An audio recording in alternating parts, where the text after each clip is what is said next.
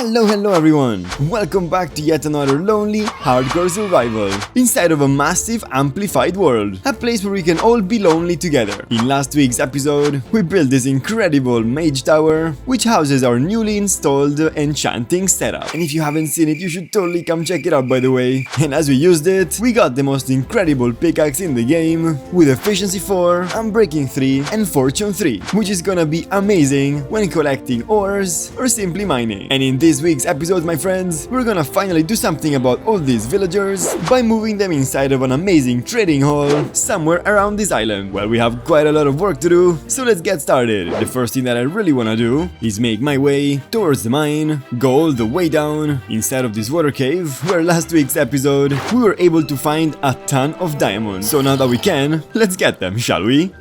And thanks to our fortune 3, we got a grand total of 11 diamonds from just 4. Just truly amazing. So let's go down to Deep Slate, where we can finally gather the diamonds we found last episode and see how many there are. And yes, just 2 more diamond ores, but 4 more diamonds. I really feel like making my way down and continue looking for diamonds to see how many we can find. Let's do this, my friends. Here's some diamonds for a grand total of 30. Let's see if we can find some more. Here's some lapis lazuli, some redstone. Finally, here's some more diamonds alongside some redstone and some more diamond right here.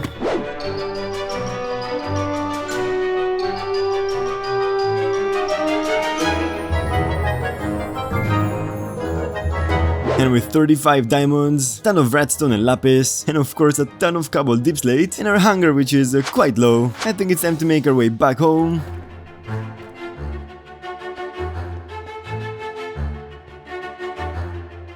There we go, so that we can grab some of this beautiful beef, leave everything that we do not need, and now as we cook the beef inside of these smokers, let's grab some sticks, so that we can finally craft our diamond tools. Here goes the axe, and the shovel, sword as well, just in case. And let's see if we have enough for a diamond armor, with a chest plate, the leggings, the helmet, and indeed, my friends, the boots. So let's get rid of this iron armor once and for all, and instead replace it with a beautiful diamond armor. My friends, it looks amazing, and I feel so safe. But even the armor cannot save me from starvation, so let's grab this beautiful steak and finally bring our hunger back to full. Oh yes, my friends, we can run again. We also have 7 diamonds to spare, so let's grab the remaining steak, and I think that on top of this canyon, we can start the preparations for our crazy villager trading hall. As always, let's build a basic structure, and then once everything looks alright, we can probably move in the villagers and start decorating the whole build. Alright, my friends, let's go!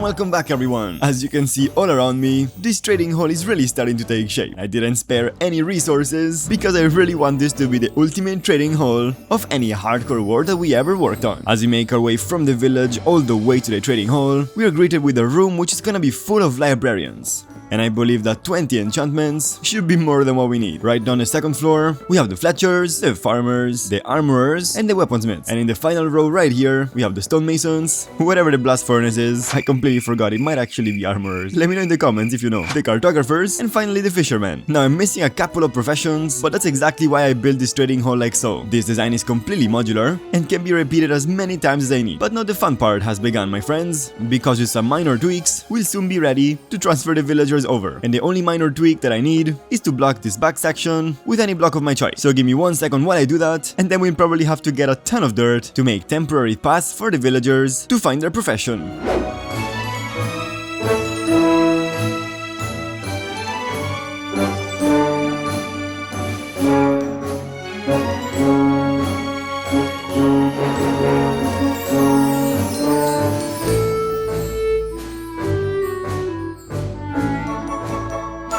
Alright, and just like this, the protection for all of the villagers has been put into place. So now let's see how much dirt we have. Yeah.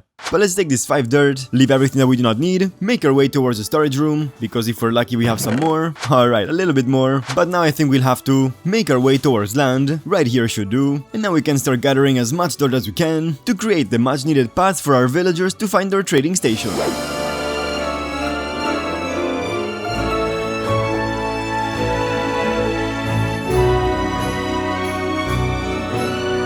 Alright, now that the dirt has been gathered, let's see what we can do to safely bring the villagers from the villager breeder all the way towards the trading hall. So I'm gonna build a little temporary path for the villagers using all of the dirt we gathered. Well, this is gonna take some time. Alright my friends, I think I'm onto something. So starting from the villager breeder, the villagers are gonna make all the way down from the stair, take this pathway towards the pathway that leads to the trading hall, then go all the way forward, and here they're gonna be able to decide from the row of the left or the row of the right. Now before I open the villagers, I have to remember to put some workstations down, because otherwise they're gonna have nothing to detect. So let's quickly do that with the help of some composters that for now we can add in every single place. And I also added some temporary blocks to make sure that if ever the villagers escape, they won't be able to reach a workstation, because if they do, it's gonna make it so much harder to get them out of here. Alright my friends, and now for the moment of truth, let's release 10 villagers. 1, 3, 4, 5, and 8, 9, and 10. Perfect. That's great. So now hopefully they're gonna make their way towards here. There we go, slowly. And they're quite far from their workstation, so I wouldn't be surprised if it takes a little bit of time for them to detect it. But because villagers like to follow the player around a little bit, I'm gonna see if I can learn them myself. Alright, I think one of them found its workstation, so let's see what it's gonna do. Alright, perfect, going all the way. And stopping in the middle, unfortunately. Let's see if we can help them out a little bit. There we go, that's 1, and that's 2. Pretty sure there's a 3rd one right here. There we go. Come on, my friend, you can do this. There we go. Alright, that's 3 in place. Just missing these 7, which hopefully are gonna come say hi as I move towards the main. And of course, before I completely forget, I wanna make sure that no other villager can fall inside the same hole. So let's put a little staircase where the workstation has already been taken. And of course I want to add a block on top of the stair so villagers cannot jump in. Alright, let's help this little guy get to his workstation. Slowly. There we go, finally. Now we can put the stair and the block on top. Alright my friends, so I have to do this around 50 more times. And I think it's gonna take quite a lot of time. So let's do this in a good old fashioned time lapse and see how many villagers we can bring inside. Alright my friends, let's go!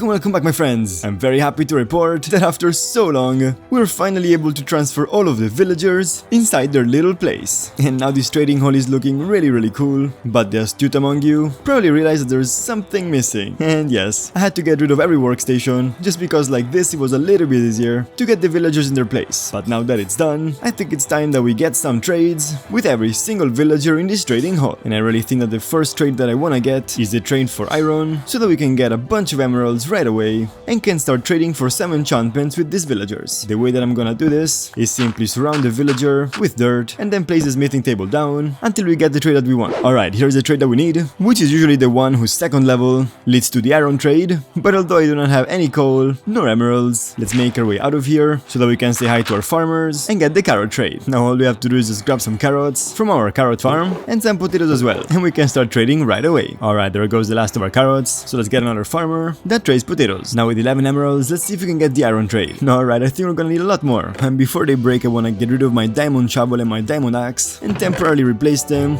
with the iron shovels and the iron axes that I made earlier. And I completely forgot to put the stairs on this section of the villager trading hall. So let's do that right now.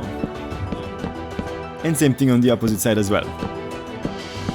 much better. There goes the farmer that can trade potatoes. Let's see how many we can get. Alright, beautiful, 18 emeralds. Is this gonna be enough? My friends, it totally is. And finally we have our first iron trade. Here's the second one. We're still missing some emeralds, so I think it's time to put that iron to good use and see how many emeralds we can get. 12 emeralds a shot. So let's keep buying some more axes and try to get as many trades as possible. And I think this is also gonna take quite some time, so let's see if we can fast forward the whole process with a little time lapse. I'll see you in some hours, my friends. Let's go!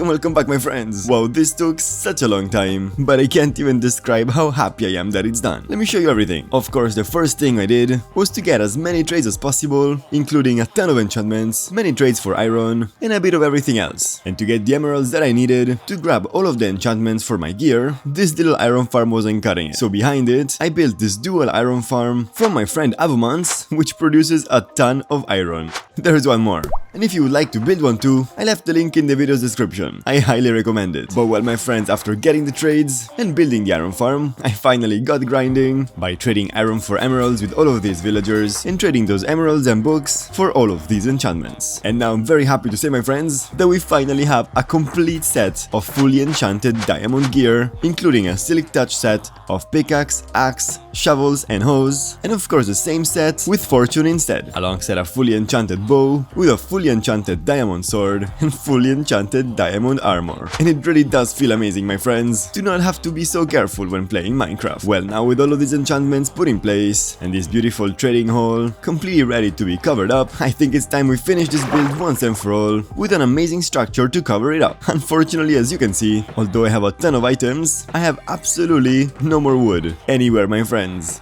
And because I really love the building style that we have going throughout the village, I'm gonna need a lot of wood. So the first item on the agenda to finish this whole build is to gather a ton of items so we won't have to worry about running out and we can get as creative as possible. Alright my friends, it's time for yet another time lapse as we gather as many items as we humanly can. Let's do this!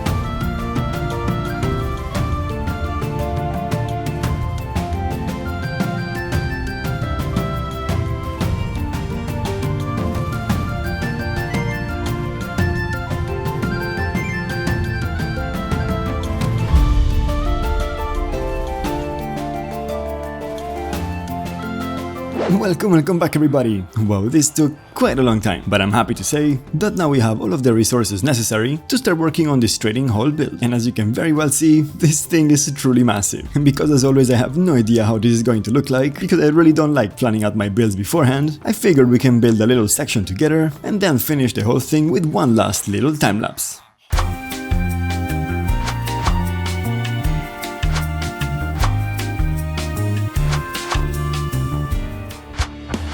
So first things first, let's grab some stone, and some of this wood as well, and some iron of course, make a handy stone cutter, place it on top of this crafting table where it should be, and now we can start building this thing. First of all, let's make some oak planks, with some oak stairs, which we can use to outline the whole build, including of course the area for the zombie, and finishing off at the entrance. This should give us some more space to work with, while providing some much needed support to the whole build. Now using some oak, we can bring up some pillars,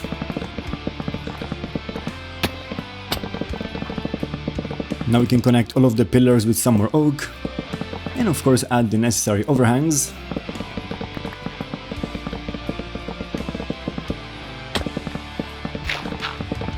something like this should do. Now we can connect the pillars on both sides. And in the middle right here we can raise it up 1 block and connect everything together. There we go, so we have this pattern on top of the roof. And now that I look at it, I'm gonna try to change this little overhang, instead of being oak stairs, to being dark oak stairs. Alright, yeah, I think this looks much better already. And now with some deep slate variants, I wanna hide this bottom section and hopefully make this look a lot more interesting.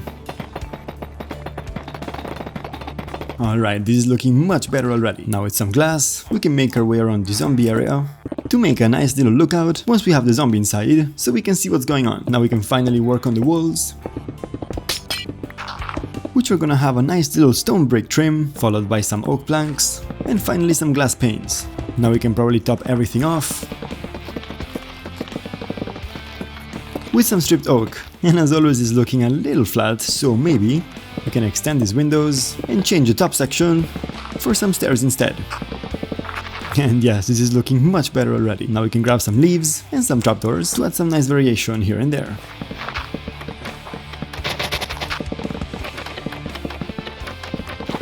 Perfect, and with some more details, we have ourselves a nice little wall. And now for the roof, I think I'm gonna repeat the same design that I did for this trading hall, because I really love the block palette. So let's make some stone brick stairs and grab some of these cobblestone stairs. And now we can connect every single thing with a nice roof shape like this one. Let's add the borders. And now we can start filling in the roof.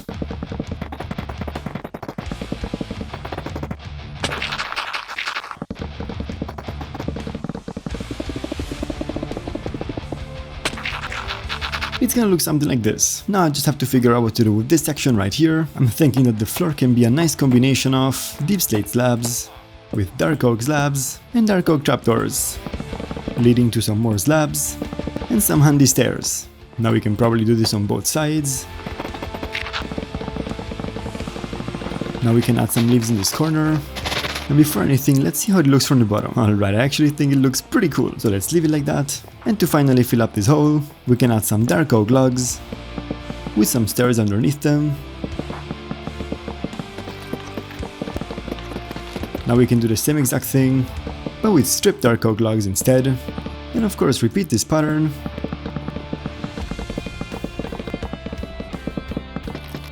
until we run out of space. And this should give us a cool looking pattern like this one, which we can decorate even further with some trapdoors, some fences and fence gates, and of course some nice leaves. And I would also love to make some more buttons that we can add at the end of these overhangs to make them look like little nails. Well, my friends, I really love the way that this is looking, and I think we have enough of a direction to start this little time lapse and finish this build once and for all. So give me a few hours, my friends, to keep building this massive structure and add as much detail as I can, both outside and of course inside. Alright, let's go!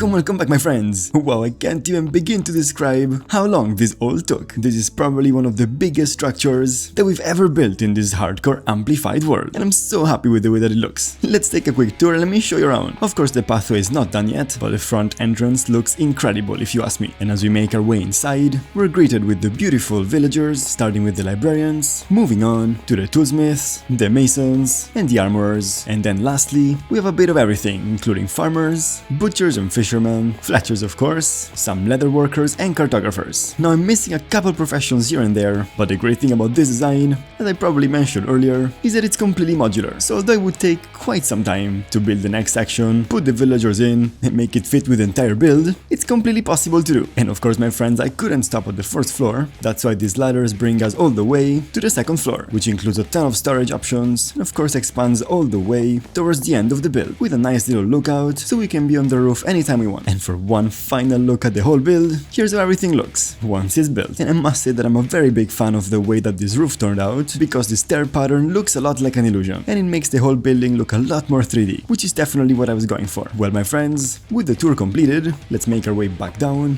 because the last thing left to do is to make sure that this whole building fits nicely with the other buildings around this hardcore world, including of course this pathway, some terraforming here and there, and of course you have to do something about the fact that this building is now unrealistically floating in the middle of the water. So I'm probably gonna have to add some pillars, which also means cutting down some more wood. I didn't mention it, but I had to go back to the tree farm many times to make sure I had enough wood to finish this build. But my friends, it's time for one last little time lapse to finally call this build done. Let's go!